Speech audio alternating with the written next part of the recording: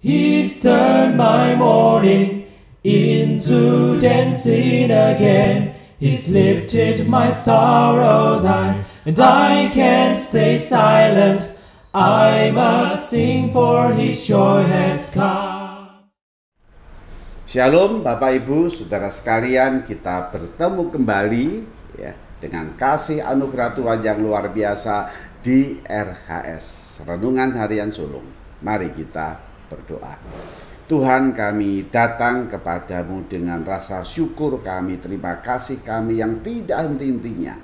Karena anugerahmu, kasihmu, pengampunanmu luar biasa dalam hidup kami. Oleh karena itu Tuhan, kami pasrahkan hari ini. Khususnya ketika firman-Mu akan kami renungkan, biarlah firman-Mu berbicara kepada kami Tuhan. Kepada diri kami secara pribadi, menguatkan diri kami, dan kemudian jadikan diri kami berkat bagi orang banyak. Berfirmanlah Tuhan, dalam nama Tuhan Yesus kami berdoa. Amin. Saudara, minggu ini masih di dalam minggu-minggu Prapaskah yang kita lalui.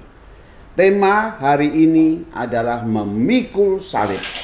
Dari nats yang sama seperti bacaan kemarin, Markus 8 ayat yang ke-34. Demikianlah firman Tuhan, lalu Yesus memanggil orang banyak dan murid-muridnya dan berkata kepada mereka, setiap orang yang mau mengikut aku, ia harus menyangkal dirinya, memikul salibnya, dan mengikut aku. Saudara, itulah yang dikatakan Tuhan Yesus kepada murid-muridnya dan orang banyak yang mendengar dia. Tema Paskah kita tahun inilah kasih Tuhan mengubah segalanya. Biarlah melalui peringatan Paskah tahun ini betul-betul Tuhan dengan kasih-Nya merubah segala kehidupan kita untuk semakin berkenan di hadapan-Nya. Saudara, kita kembali dengan renungan kita. Sesudah Tuhan Yesus menjelaskan tujuannya datang ke dalam dunia, di mana dia menyatakan pikiran Allah. Dan apa itu saudara pikiran Allah? Yaitu Sang Mesias itu datang ke dalam dunia harus menderita sampai mati di atas kayu salib. Dan itu dilakukan karena untuk menebus semua manusia yang berdosa, yang datang kepada dia, yang percaya kepada dia, yang menjadikan dia Tuhan dan Juru Selamatnya. Dan sekarang saudara, Tuhan Yesus memberitahukan bagaimana orang banyak, termasuk juga murid-muridnya, mengikut dia. Ada 3 hal yang diungkapkan Tuhan Yesus di situ, yaitu apa? Menyangkal diri, memikul salib, dan mengikut aku. Saudara, kita sudah melihat dan merenungkan yang lalu apa itu menyangkal diri. Dan hari ini kita akan merenungkan apa itu pengertian, pemahaman memikul salib. Saudara, apa yang dimaksudkan dengan memikul salib itu? Oh saudara, memikul salib itu bukan beban hidup kita yang susah. Saudara, saya ulang lagi ya. Memikul salib itu bukan beban kita yang susah, yang menderita, yang mengalami kesulitan, atau saudara dan saya mengalami kerugian besar, atau ada di dalam bencana alam. Lalu saya mengatakan, oh ya Tuhan, itu salibku, itu beban hidupku, itu salib yang harus aku pikul. Bukan itu arti memikul salib. Lalu kalau demikian, apa artinya memikul salib? Saudara, memikul salib itu adalah berani menerima konsekuensi iman karena saya percaya kepada Tuhan Yesus. Ya, saudara, saya ulang lagi ya. Apa itu memikul salib? Saya berani menerima konsekuensi, menerima tanggung jawab dari iman saya. dari percaya saya kepada Tuhan Yesus yang saya percayai sebagai Tuhan dan Juru Selamat saya pribadi. Dia Allah saya yang menyelamatkan saya. Oleh karena itu, karena saya percaya, karena saya beriman, yang kemudian mengalami penderitaan karena iman saya, karena percaya saya kepada Tuhan Yesus, itulah artinya pikul salib. Maka Tuhan Yesus mengatakan, barang siapa yang mengikut aku, dia harus memikul salibnya. Memikul salib yang berani menerima konsekuensi iman saya. Konsekuensi dari orang-orang yang mungkin saya tidak dikehendaki oleh mereka yang belum percaya kepada Tuhan Yesus. Tentunya saudara, mereka yang belum percaya kepada Tuhan Yesus, yang belum menikmati kasih karunia di dalam Tuhan Yesus, yang belum mengerti dan mengenal siapa Tuhan Yesus dengan saya percaya, maka mereka bisa menjadi orang-orang yang tidak menghendaki akan percaya saya, akan iman saya, akan apa yang saya lakukan dengan percaya saya pada Tuhan Yesus. Saudara, itulah salib. Oleh karena itu saudara, orang-orang yang tidak menghendaki siapa saudara? Oh saudara, itu bisa terdiri dari orang-orang yang dekat dengan kita, yang dekat dengan saya. Bisa orang tua saya, bisa suami saya, istri saya, anak-anak saya. Kalau saudara pas sedang masa-masanya pacaran, mungkin pacarmu juga tidak setuju, keluargamu tidak setuju, sahabatmu tidak setuju, teman-temanmu tidak setuju. Berbeda dengan saya yang dilahirkan dari nenek moyang yang sudah kenal Tuhan Yesus. Sekalipun saya dilahirkan dari nenek moyang yang sudah kenal Tuhan Yesus, saya sendiri pun harus belajar mengenal Tuhan Yesus juga dengan sungguh-sungguh. Saudara, tidak ada dalam firman Tuhan, dalam Alkitab kita, bahwa yang namanya iman itu iman keturunan beres selamat kabeh. Nggak ada. Iman pengakuan pribadi saya kepada Tuhan, dan setiap pengakuan harus mengandung konsekuensi iman, dan itulah kayu salib. Oleh karena itu saudara, ketika saya memikul salib, bukan saja mereka yang saya sebutkan tadi yang tidak senang, tetapi dengan perubahan hidup saya pun bisa terjadi banyak orang yang tidak senang. Saya ulang lagi saudara ya, memikul salib bukan saja seperti tadi yang saya sebutkan, tetapi dengan perubahan hidup saya mengenal Tuhan, itu juga jadi masalah bagi orang-orang lain karena perubahan hidup saya. Hidup saya yang dulunya tidak baik, sekarang berubah menjadi baik. Saudara, bisa jadi masalah.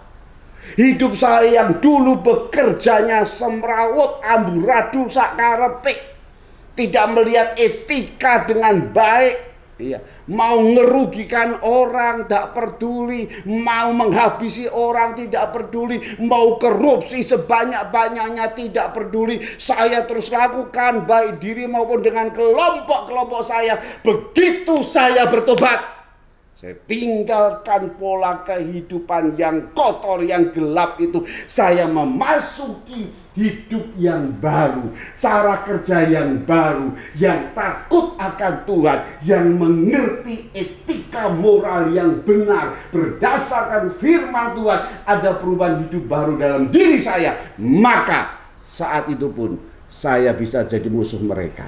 Ya saudara, saya bisa jadi lawan mereka.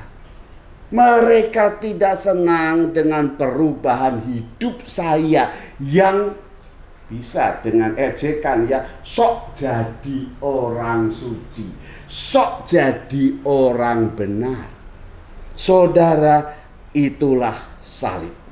Begitu saya meninggalkan hidup lama saya, memasuki hidup yang baru, maka komunitas hidup lama itu bisa menjadi orang yang melawan saya, karena gara-gara saya memasuki hidup yang baru. Dan itulah pikul salib. Itulah yang dikatakan Tuhan Yesus, ketika engkau ikut aku, engkau harus memikul salibmu.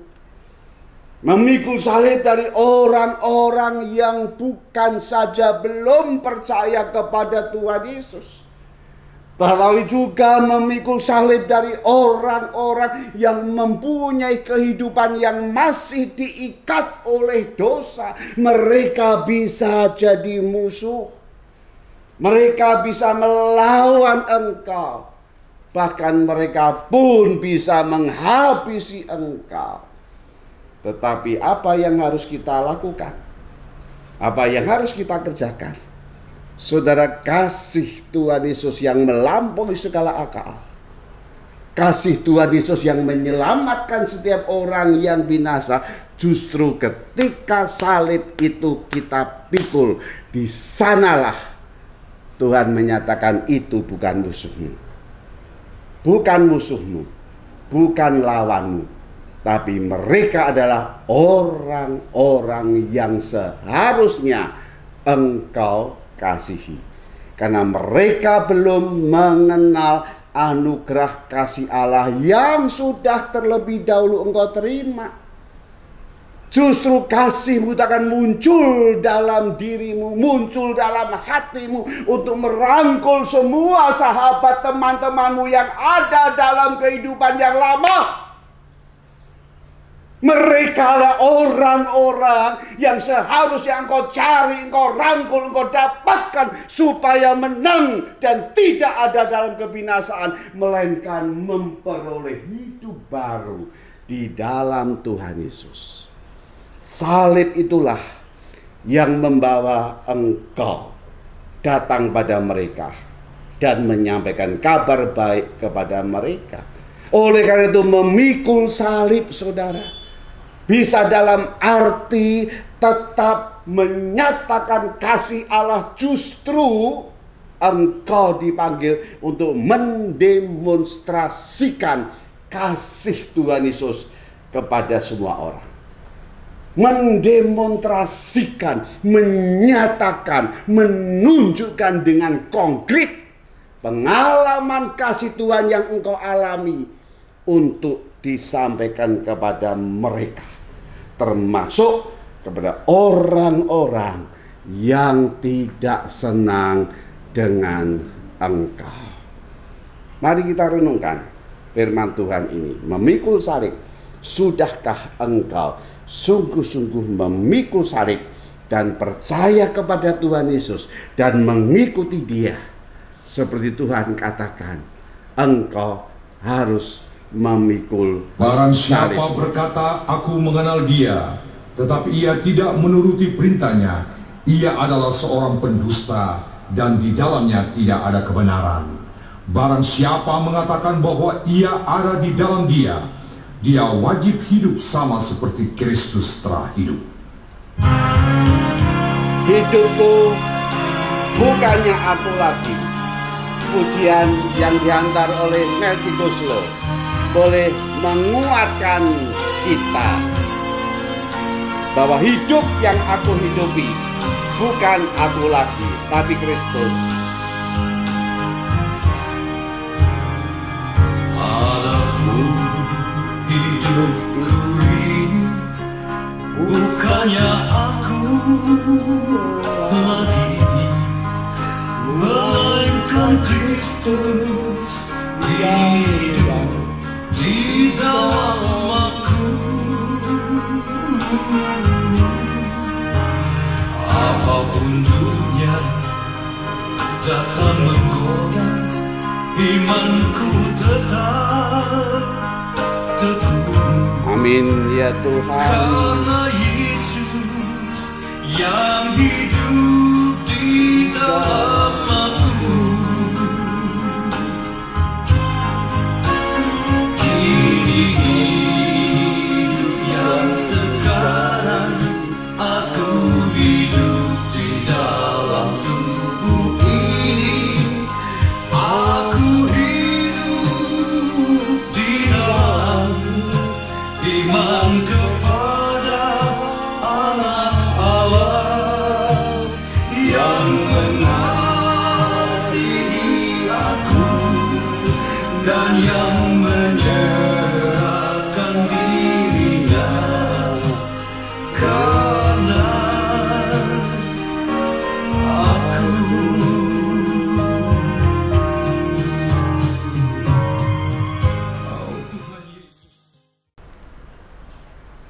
Hidupku bukannya aku lagi. Kasih Tuhan itulah yang membuat hidup di dalamku menjadi ciptaan baru. Ketika banyak konsekuensi iman, itulah pikul salib. Siapkah engkau memikul salib dan mengikut Tuhan Yesus? Amin. Mari kita berdoa. Tuhan, terima kasih Tuhan. Di dalam minggu-minggu sengsara ini, Engkau bertanya kepada murid-murid-Mu dan bertanya kepada kami semua, apakah engkau siap mengikut aku? Apakah engkau mau memikul salibnya karena imanmu, karena percayamu kepada Tuhan? Kuatkan kami. Tuhan, tolong kami supaya betul-betul dalam hidupku itu kami dapat memikul salibku. Kami sadar Tuhan berat dan kuat, tetapi disitulah anugerah Tuhan yang boleh menopang kami, menopang diriku Tuhan, sehingga mampu memikul salib itu. Kami serahkan sepanjang hari ini dalam pimpinan Tuhan. Engkau sertai kami Tuhan, kehidupan kami. Kami percaya anugerah Tuhan menyertai sekarang ini sampai selama-lamanya. Terima kasih Tuhan, terima kasih. Terpujilah Engkau, dalam nama Tuhan Yesus kami berdoa. Amin. Saudara, sampai jumpa di dalam RHS yang akan datang. Tuhan berkati. Amin. Joy has come.